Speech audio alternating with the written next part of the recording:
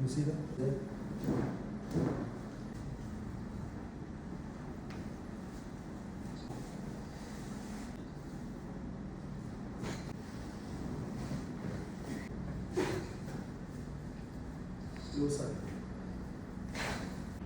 നടുവേദനയായിട്ടാണ് വന്നത്.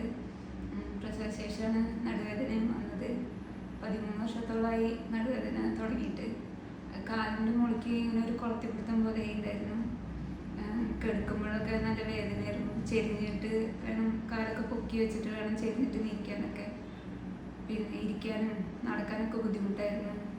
അപ്പോൾ വീഡിയോ കണ്ടിട്ടാണ് വന്നത്. മാറണ വരെ വരേണ്ടി വരും പറഞ്ഞിട്ടുണ്ടായിരുന്നു. ഇപ്പോൾ ഇത് 5ാമത്തെ തവണയാണ് വരുന്നത്.